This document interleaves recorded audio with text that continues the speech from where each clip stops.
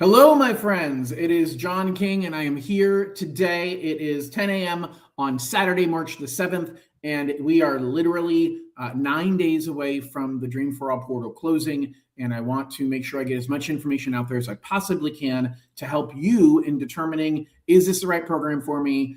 What are the steps that I need to take to move forward? And how do I make sure that I get in on this absolutely amazing program? So really appreciate everybody joining me today.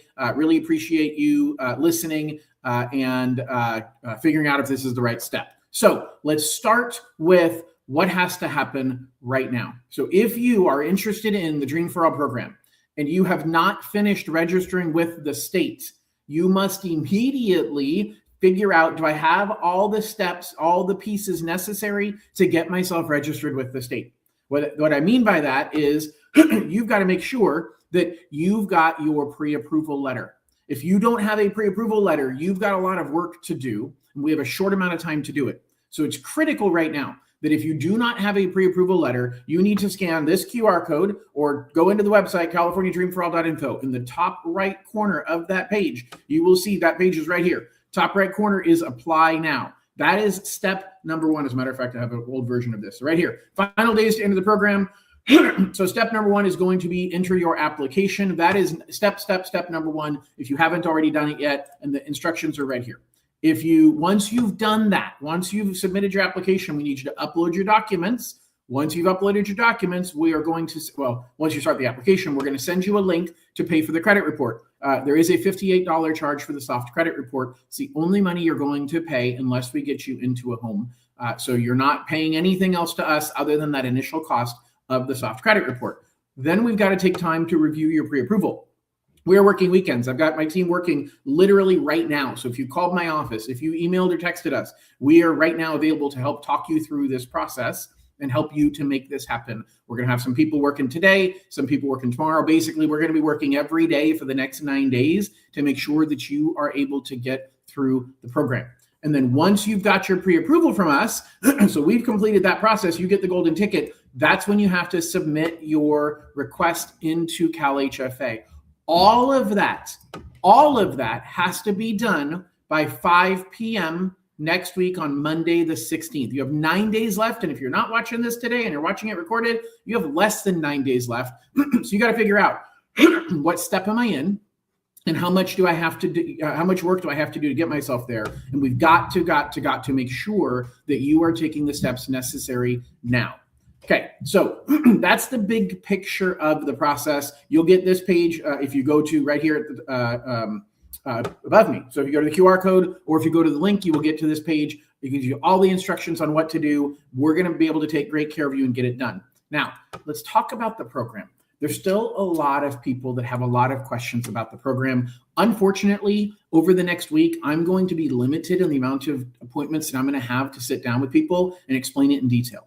So I'm doing this live stream today. I'm doing another live stream on Wednesday. What's that going to be? The 11th. So Wednesday night, the 11th at 7 p.m. I'm going to have another live stream. If you have questions, you're not sure about something, join me on that live stream. For the dozen of you that are watching right now across different platforms, if you have questions right now, type them into chat where you're watching, and I can answer those questions live. If you're watching later, put it into chat and I'll come back and I will watch. I'll give you the answers later. But let's dive into what is Dream for All.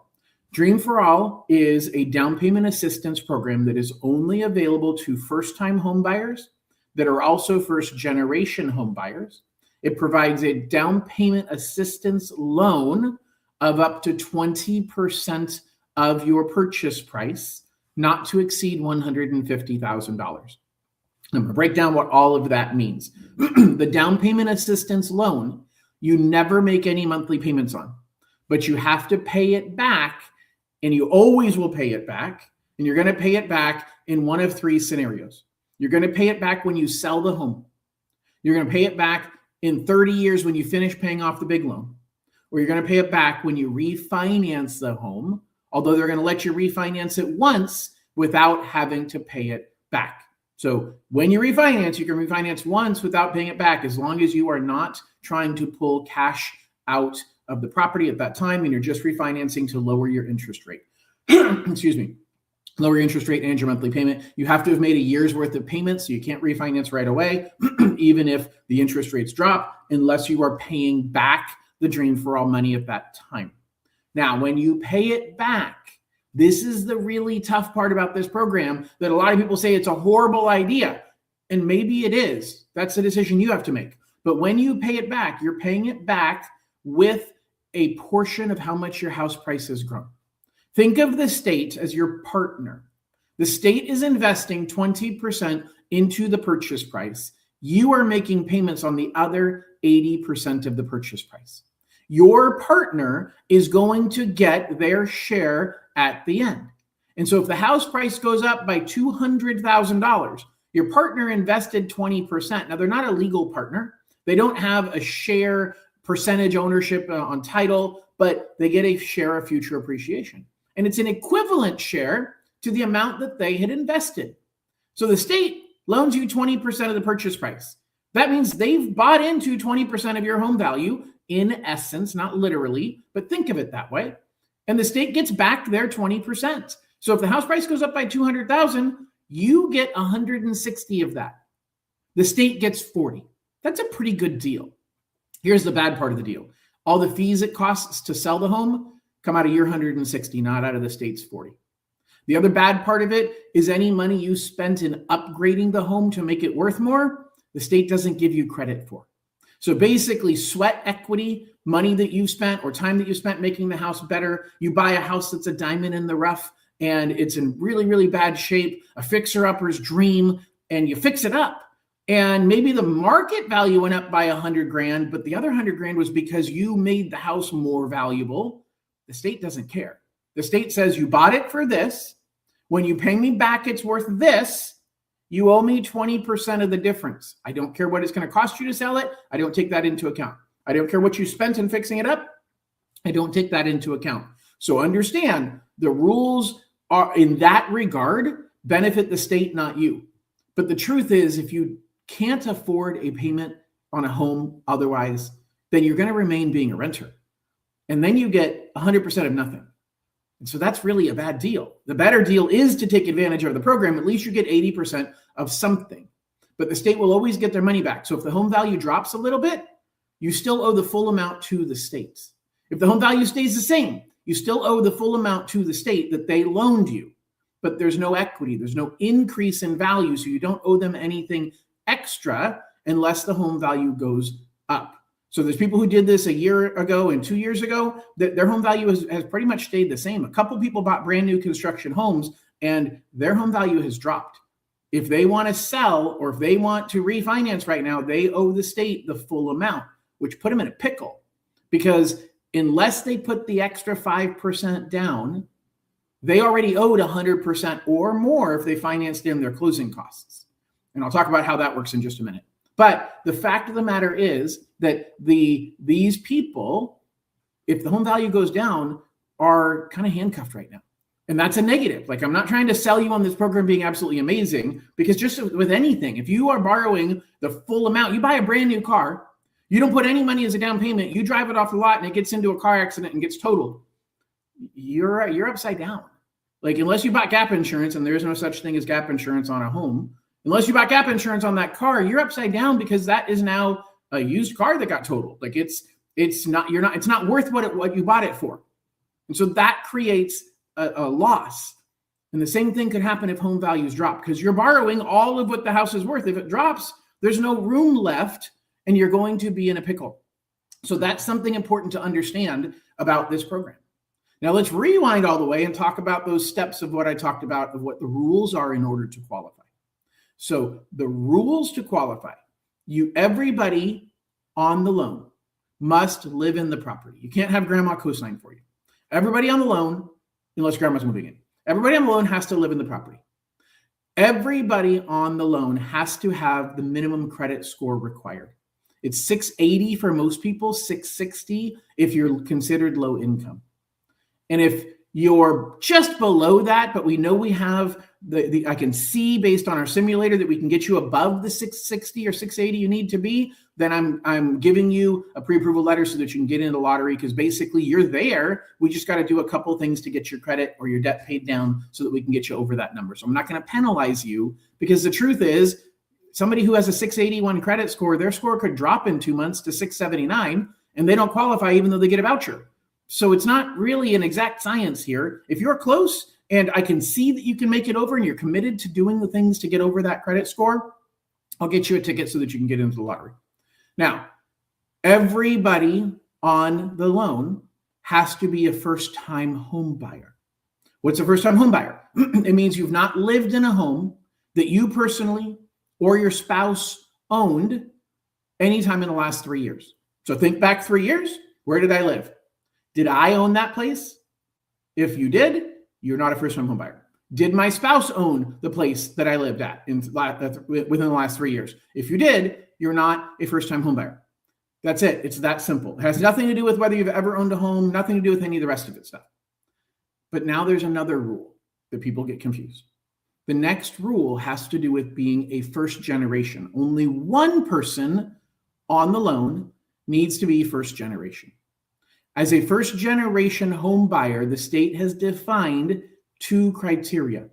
One that has to do with you, one that has to do with your parents. So the one that has to do with you, by the way, this is only for one person on the loan, but that one person has to meet both of these criteria. The first criteria about that person is they cannot have had their name on anything mortgage related in the last 7 years. Nothing.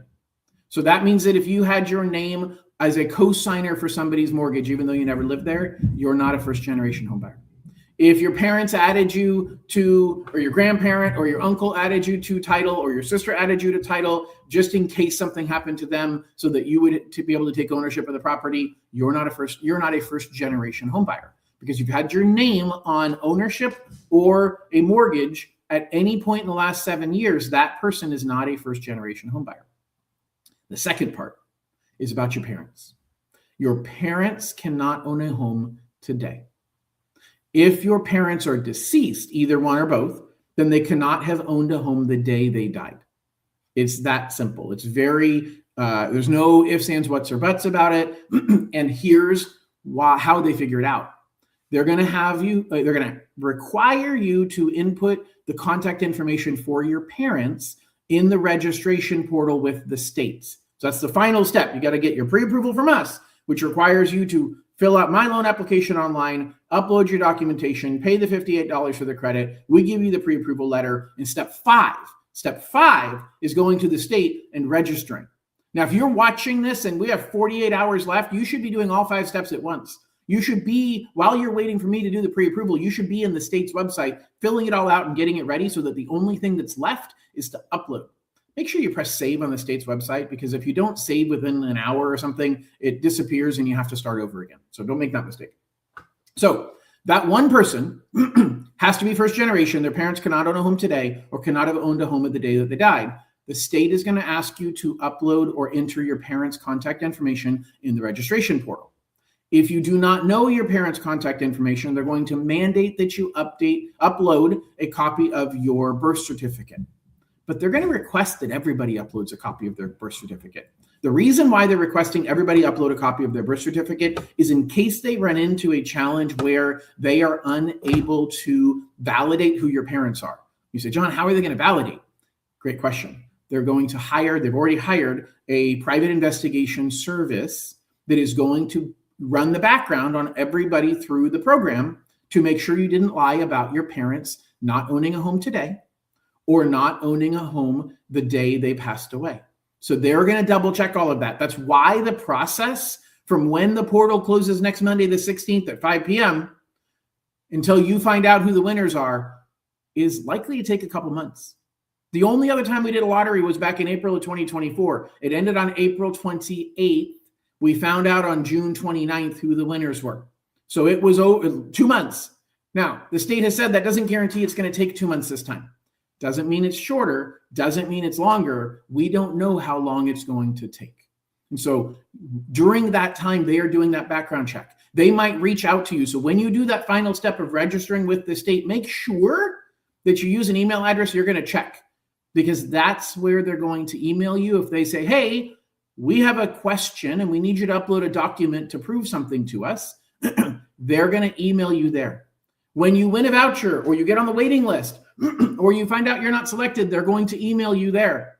You need to make sure it's an email address you are checking regularly, not that personal one that you never ever use, that you never check, because they're only going to give you a short window of time to get back to them if they have a question during the private investigation background process.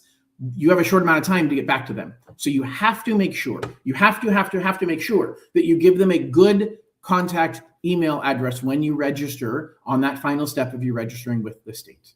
Okay.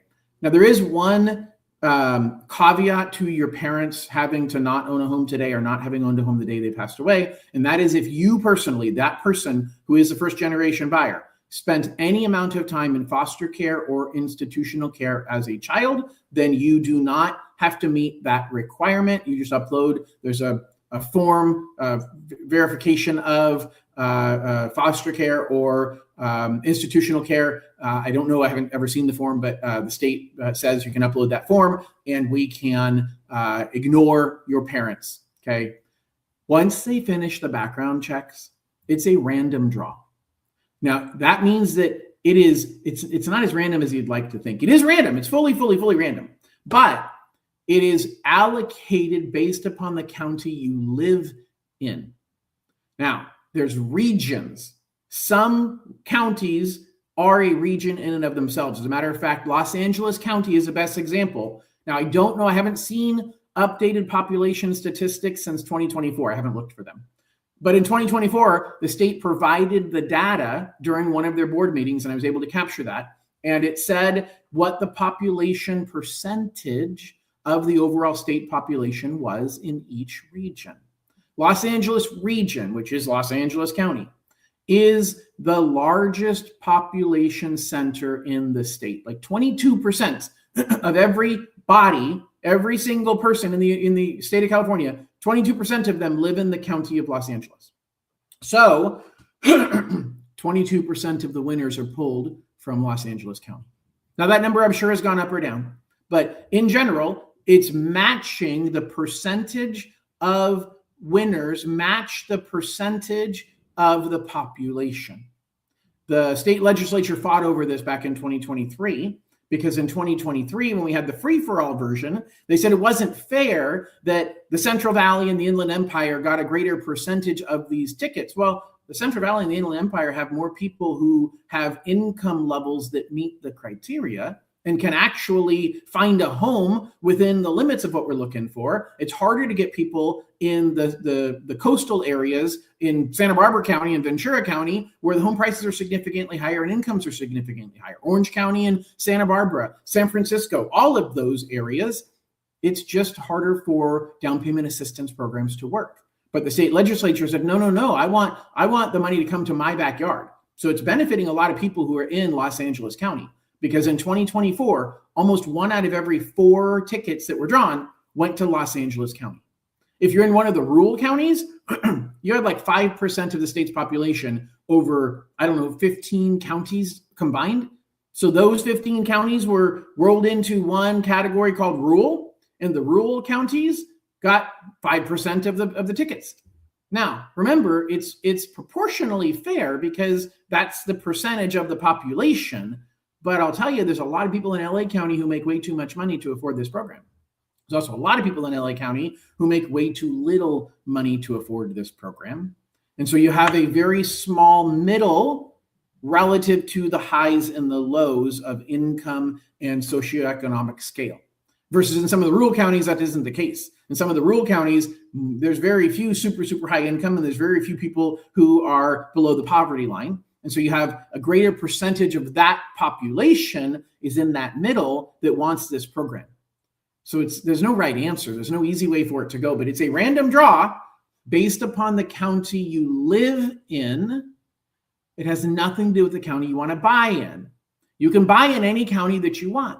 By the way, I've got more and more people joining right now. I've got a couple dozen people already on different platforms. So if you have questions, this is encouraged to be interactive. So please type your questions into comments on whatever platform that you're watching on right now. I'm happy to answer any and all questions. I can continue talking forever, and I have enough that I can talk forever without your questions, but this is your moment to get those questions answered. And if you have that question, I bet one of the couple dozen other people here have that same question.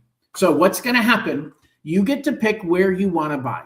You can buy in any county across the state, but a couple of factors have to be true. The first factor is your income has to be below the income limit for the county you're trying to buy in. All right, quick coffee break.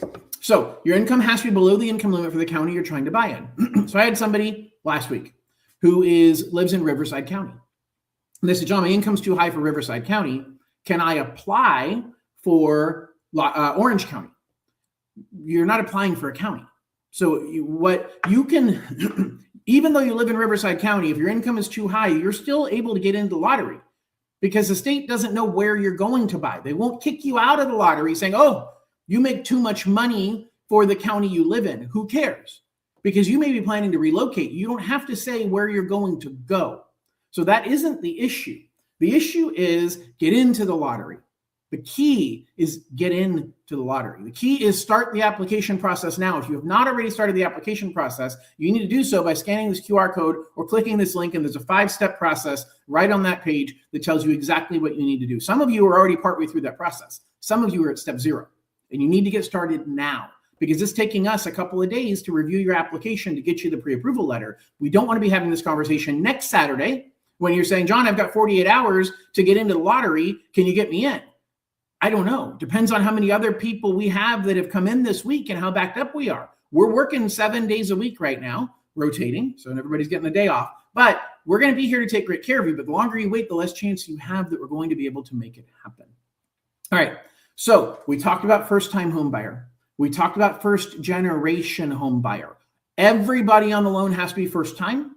One person has to be first generation. The next thing I want to talk about is how to use the money. So what's going to happen is the lottery is going to happen and you're going to get an email putting you into one of 3 categories. You're either going to be told you're a voucher recipient, or you're going to be told that you are on the wait list, or you're going to be told you are not selected. Now, I don't know how many voucher recipients we're going to have.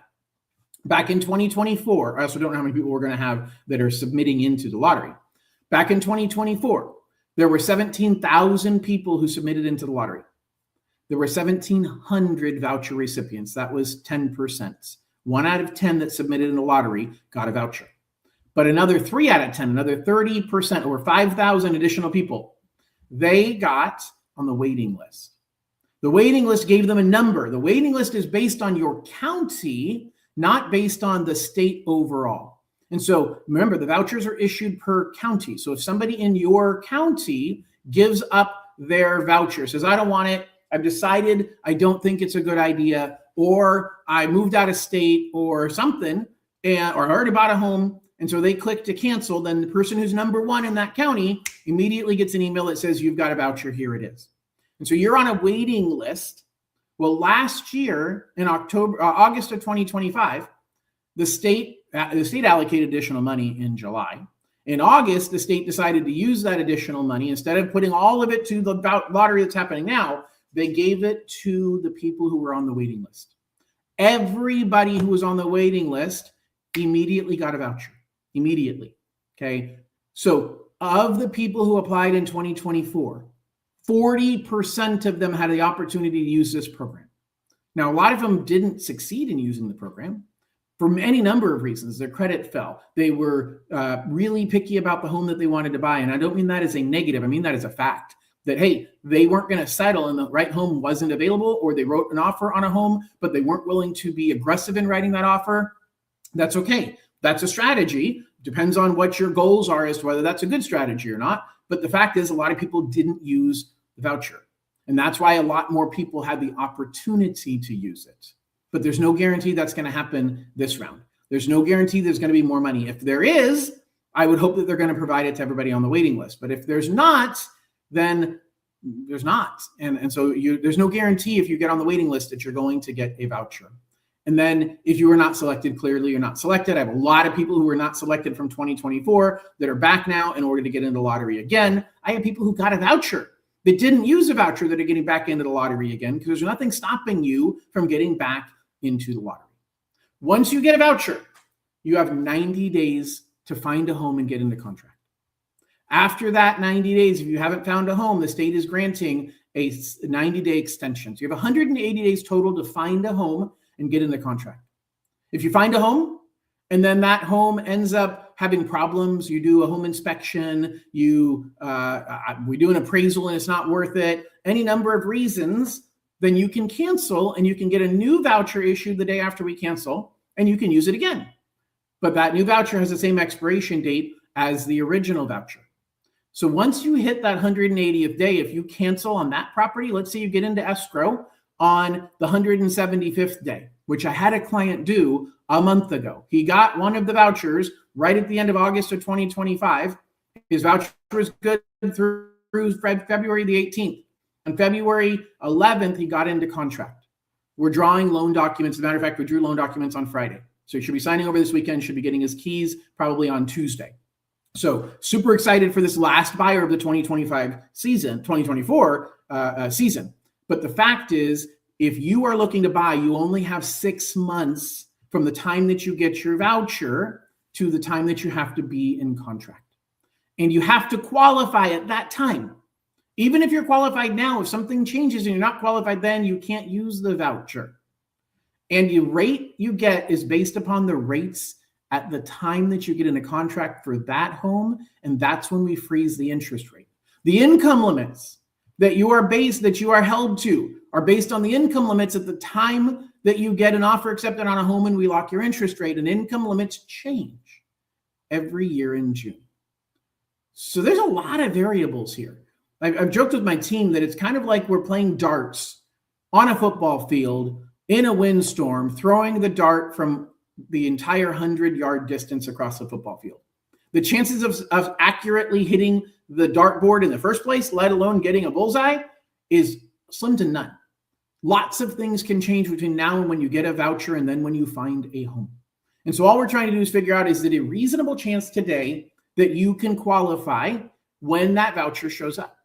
So I get lots of questions from people about income, and they say, John, I'm worried about my income. I'm self-employed and I've got a good tax person. My income is super low. Could you use my bank statements? I heard they're bank statement loans that people can use to prove their income. I can, but not for Dream for All. Dream for All requires us to use your taxes. But the nice thing is that if you've been in business for over 5 years, I only need to use 1 year of taxes. But this comes down to strategy. So if you're waiting because you're saying, John, I'm self-employed and I haven't started the process because I'm really trying to get my CPA to finish my taxes in time, and I know we're up against a deadline of March 16th, stop, time out. I don't want you to file your 2025 taxes yet. As a matter of fact, I don't want you filing your if you are self-employed only, not W-2. If you are self-employed, don't file your taxes, go on extension. Wait until you find out if you got a voucher, because then we can edit those taxes. We can revise the amount of expenses you show to show more profit, which means you owe more taxes, but that's going to allow you to use your voucher to get the price home that you want. Otherwise, you file it right now and you have a choice. You're going to file it the way you always have, which is low profit, low taxes, low qualification on a mortgage. And then you're going to feel really bad when you got the voucher and you can't get the price home you want. Or you're going to file it high with optimism saying, oh my gosh, I'm going to win the voucher. I'm buying a house this year. This is my year. I'll happily pay extra in taxes. And then you end up not getting a voucher. And now you've spent money in taxes you didn't need to because you ignored expenses you could have legitimately written off. There's no right answer except don't file your taxes. Go on extension. Give me your 2024 taxes. Give me a projection of what you think your profits are going to be in 2025. I'll base your pre-approval on that. Because again, we're throwing a dart across a football field in a windstorm. Did I mention I'm blindfolded as well? Like it's a very rough guess on what you're going to qualify for. And so if I can see a path to get you there, you're getting a pre-approval letter. The same, as I said, about credit and about income. It also applies to, or shall I say, same I said about self-employed. It applies to people who are W-2'd. I've had many people who have opted out and said, John, I don't qualify. I make too much money. I'm not going to bother. I had one that I talked to last week that said that. And I said, can we just get on the phone and talk? And they said, fine. And we got on the phone and talked, and they said, my wife and I together make $300,000. I make it 150 and they make 150. We're both salaried. There's no way to change it. There's no overtime that you can ignore, anything like that. And I said, okay, what price home are you trying to buy? And they said, oh, we're trying to buy about a $700,000 home. Okay, well, how's your debt? We have no debt. Okay, well, you know that you qualify based on just one of your incomes. What do you mean? I mean that if we just use one of your incomes, you qualify. Well, yeah, but you're going to see because both our incomes are on the tax return. Okay, well, I don't have to see your tax return. Yes, you do, because one of us is self-employed, and that's the one that we want to use. Okay, but I don't care about the other person's income. Like, let me be really, really clear. If you're not proving the full depth of, there's documentation steps I have to take. It's not just seeing a little bit of income and I get to count it. It's about proving that the income is stable and going to continue. And that means I need multiple pieces of paper to prove that. If I don't get all of those pieces of paper, then the income is zero from that source. I'm using that rule to our advantage.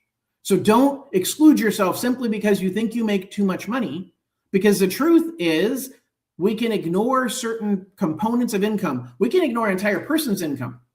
Now, we want to ideally keep that person on the loan. And I'll explain why in a minute, because there's a whole thing about if you take somebody off of a loan. But I want to ideally keep that person on the loan. And that's fine as long as their credit is good enough. I can ignore their income, and now I'm using the income of one person to qualify. There's lots of ways I can play with this. I'm an expert at it. Let me be the expert. Let me help you get into the lottery. And even if you're not 100% sure that you want to use this program, the fact is, especially if you know you want to buy a house, you're just not sure if you want to use the program, let's get you into the lottery before the deadline. During the next 60 days, we can take more time as we're waiting for the lottery results, and we can decide, is this the right program for you or not? We can have a lot more in-depth, longer conversations to talk strategy. And then you can decide, I'm canceling my voucher application. No harm, no foul, no big deal. Now, I'm going to transition to ownership. So the state requires the only people on the loan are also the only people on the ownership. So let's pretend that you're in that same situation and you said, John, my wife and I both make $150,000 and we need to delete one of our incomes. But then I look at it and I find out, well, yeah, but both of you guys have a bunch of debt.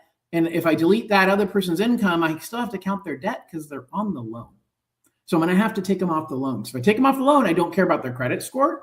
So therefore, if you have a situation where you and your spouse one has great credit and one has bad credit, we can take off the one with bad credit, but you have to qualify based on only the income of the one with good credit. Can't use the income of the person who's not on the loan.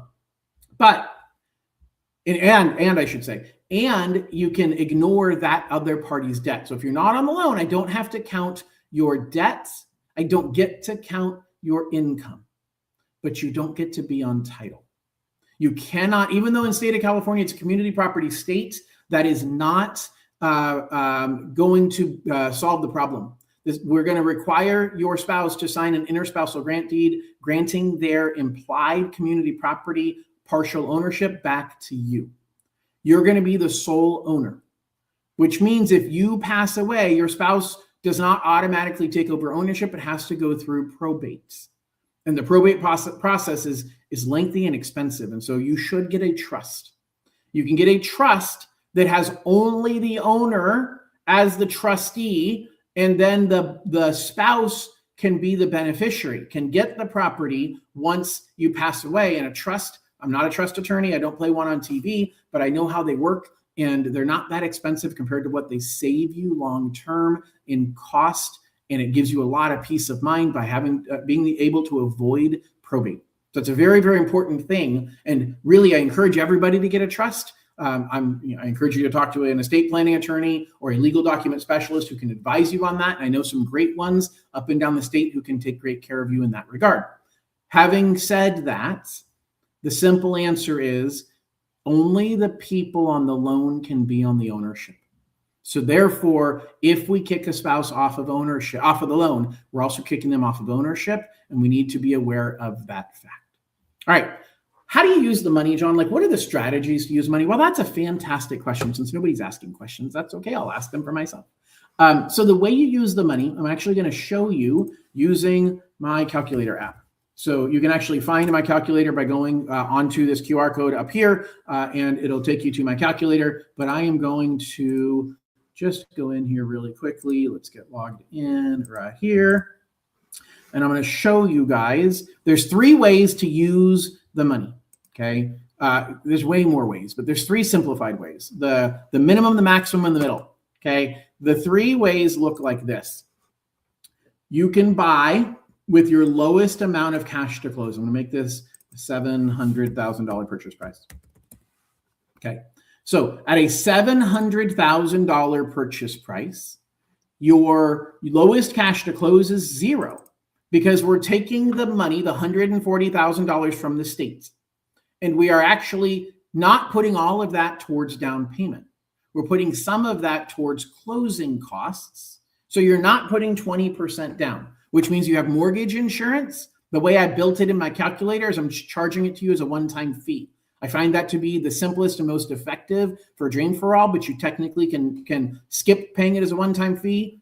We're financing it as a one-time fee, but you can not pay it as a one-time fee and instead pay it as part of your monthly payment, but that is not built into this monthly payment. Okay, there's no mortgage insurance in the payment. The mortgage insurance is in the one-time fee. A lot of people do this option because it preserves your money. Even if you have the money, it preserves it, but just recognize you're now starting owing more between your first mortgage and your second mortgage than what the house is worth. Okay, so it's going to make it harder to refinance unless home values go up. Now, if you have money that you can put down, it's still not a bad idea to do this scenario and just hold that money just in case. And then when it's time to refinance, if the values haven't gone up enough, then you can apply the money at that point in time, and it will help you to get the refinance done and lower your monthly payment. The middle scenario is you're just paying your closing costs. So in this case, $700,000 home, I'm doing a $560,000 loan amount, taking $140,000 towards down payment. You're paying the closing costs. The closing costs on this program average around 4%. That's everything except your realtor commissions and your inspection fees. Everything else is in here. Now I'm estimating on property taxes. I'm estimating on insurance. I'm estimating on all of the fees, but it's a pretty darn good estimate that has served me well for the last 3 years since the Dream for All program came out in 2023. And I've done 60 of these loans now. I know them very, very well. I can get them done very, very quickly. I'm an expert in doing the program, and I can help guide you through these 3 different scenarios. And you can pick numbers anywhere in between, but you can't go any further outside of these the edges here. So the outside edge, the next edge, is if you put 5% extra down payment. So now you're taking the $700,000 purchase price. You've got the approximate 4% in closing costs plus 5% in extra down payment money. That is $63,000. 9% of the purchase price in my scenario is the maximum that you can come up with out of pocket, but it lowers your monthly payments. It gives you more equity to start out with. You're only borrowing $525,000 to start out with. So it gives you the lowest monthly payment. If you have now for some people, they have to do that in order to be able to qualify. Now you can technically buy down the interest rate further, and there's pros and cons to doing that. That's a longer term question that I'm going to dive into during the next 2 months. So what's going to happen after March 16th? I'm going to do a lot of webinars, live streams, videos, talking about how to buy a home. Because all of you in this program at least have one of you that your parents do not own a home today. And for a lot of you, they've never owned a home. And so you don't know the home buying process as well as somebody who's done it multiple times, or their parents have bought and sold multiple homes. I'm going to educate you through that process. Now, I want to clarify one thing really quickly. I am interviewing for the job of being your lender. I don't get paid on YouTube. I don't have enough video subscribers. That's okay. I get paid for doing mortgages. Now, if you have a lender already and that lender is doing an amazing job of keeping you educated and they're very, very knowledgeable about the program, why are you listening to me? Kind of kidding, kind of not. But if they're good, stay with them. But if they're not, do you want somebody guiding you who says, yeah, I don't know, let me look up the rules on that. I'm not sure how the program works. I've never done one. I've done 2. I'm pretty sure I know how they work. Okay, I'm interviewing for the job of being your lender. Even if you have your pre-approval letter from someone else, you don't have to stick with that lender when you get your voucher. So over the next 2 months, I'm going to educate you on all of these things that you need to know. We're going to talk about trusts. We're going to talk about how to pick a real estate agent. We're going to talk about homeowners insurance and property taxes and how those work. I'm going to educate you through the entire process. The easiest way to stay on top of that is to subscribe to my YouTube channel. You're going to get all of that, my California Dream for All channel. If you're on my John Lone King channel, you can, on the homepage, there's a spot for all my other channels. Subscribe to that channel. You can also reach out to us and we'll put you on our email subscription list. I think there's actually a link on the QR code on the page. Actually, I can probably take a look right now. I think way down here at the bottom is subscribe. So don't miss out. Subscribe here and click down here. So way down at the bottom, you can subscribe to getting information from us as well. But basically, this is what you're looking at as far as your 3 scenarios of how to use the money. You can't put more down than 5% of your purchase price. You can choose to buy down the interest rate further, and I'll discuss that as we get further into the waiting period in between while we're waiting for the vouchers to come out. Okay, I'll give you education on what a temporary buy down is versus what a permanent buy down is. Should you do them? How do they work? I'm going to help guide you and educate you on all the things that you need to know to be successful in home ownership, including alternatives. Alternatives if you aren't selected. Alternatives, even if you are selected, but you decide this isn't a good idea. Alternatives, in case you find the perfect home while you're waiting and you're either on the wait list or waiting because the vouchers haven't been announced yet. I want to help guide you and provide you with alternatives. All right. I've covered most of everything that I want to cover today. I've got about 20 minutes left, although I don't plan on taking it unless you guys need it. So if you have questions, post it now. I'm going to go back and repeat what has to happen right now. So today, if you're watching this live, we are 9 days away from the portal closing, and there is so much confusion out there. There are so many people out there, some of you that I've been reaching out to who have said, hey, John, I went on to CalHFA and I went here to find a loan officer, and I went to, where's the spot here? I think it's just right. Lender database, and there's a questionnaire in here. I don't know where it's at. Anyway, I'm on here, but there's a whole process of I don't know that process. There's a link that you can go to on CalHFA that will allow you to figure out, there we go, am I eligible? That's what we're talking about. Home buyer education, first time home buyer, maybe not. I don't know, wherever it is. There's a link that you go through a questionnaire. And that questionnaire asks you, are you a first generation? Are you a first time home buyer? People thought that meant because I put my contact information in that I was registered. You're not. Okay. What you have to do is you have to submit into the CalHFA portal. That portal is right here. So that link, if you don't have a pre-approval letter and you haven't gone to this portal to upload your pre-approval letter, then you're not registered. You need to start the process now, and don't go only straight to here because you're skipping the first 4 steps, which is you need to start the loan application. Okay, so you're not committing to buying a home. You're giving yourself a chance to win the lottery. You're gonna have 6 months to decide if you want to use it once you get selected. Your only cost is $58 for the credit report to get started. Very, very simple process. Okay, you're gonna upload your documentation to us after you've done the application. You're gonna pay the $58 for the credit report. It's gonna be a soft credit report. It won't hurt at all. Okay, and then we're gonna review and get your pre-approval moving forward. And then once you're done with all of that, that's when you're gonna submit your pre-approval to CalHFA's portal. This video right here is a 45-minute video of me walking through every field in that CalHFA portal. So when you go over here and you're trying to log in and you're figuring out, hey, John, do they want my birth certificate? Is that going to be an issue or not? I explain all of that in this video. So when you have your pre-approval letter, or while you're waiting for us to review, you should start this process. You can get all of it done and save it so that all you have to do is upload your pre-approval letter. In 2024, on April 28th at 4:30 in the afternoon, 30 minutes before the cutoff, I had a buyer who got me the final piece of information I needed. I gave him the pre-approval letter. He had already gotten everything filled out on the CalHFA website. He uploaded it and got it submitted at 4:45.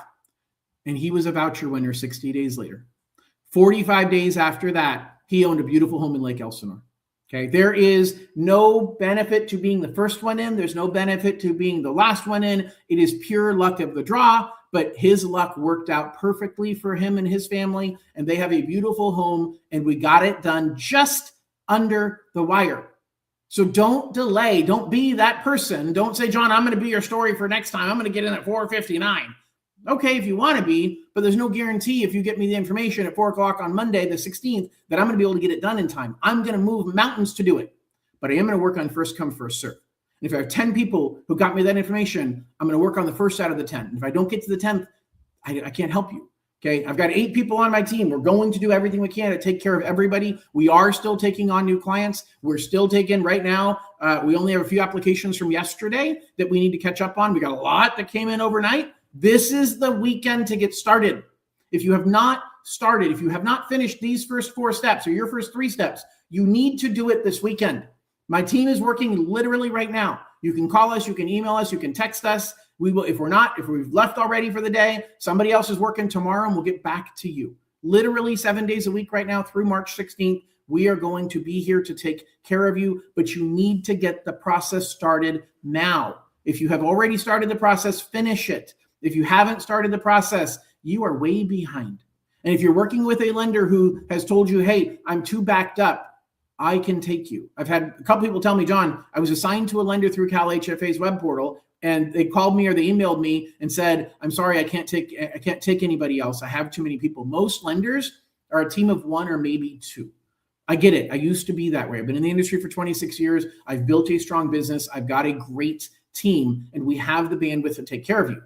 But if you reach out to me next Saturday, the chances are much, much lower.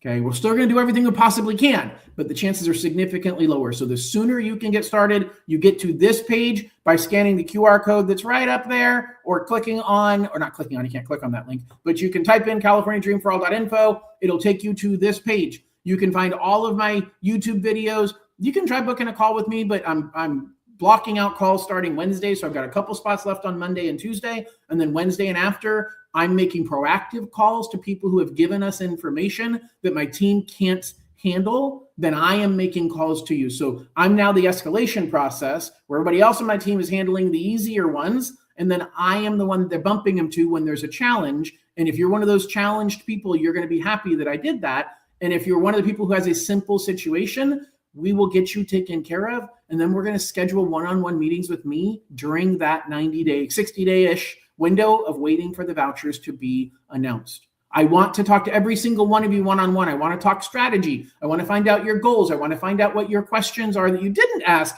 while we were on this live stream. But I can't do that right now. So if you have a burning situation that is really difficult and you need to talk to me, click book a call now and you can book a call. There's still some spots I'm sure left on Monday and Tuesday. But after those are booked, I'm not booking any calls. I'm making proactive calls based upon escalations from my team. I hope that makes sense. That's the only way that as we get this close to the end, can really, really take great care of you. So that is it for what I wanted to cover. Now is the time if you want to get into the program. There is zero requirement, no commitment. Your commitment is the $58 for the credit report cost. Aside from that, you can opt out of it going forward. Now, if you know it's not a good idea, I'm not telling you to do it, but I am telling you I have lots of other programs. So I'm not just interviewing to be your lender for Dream for All. I'm interviewing for being your lender for any loan program out there, including if your sister owns a house and they want to refinance and you're like, gosh, John's really amazing. I wish he could help refinance. I can.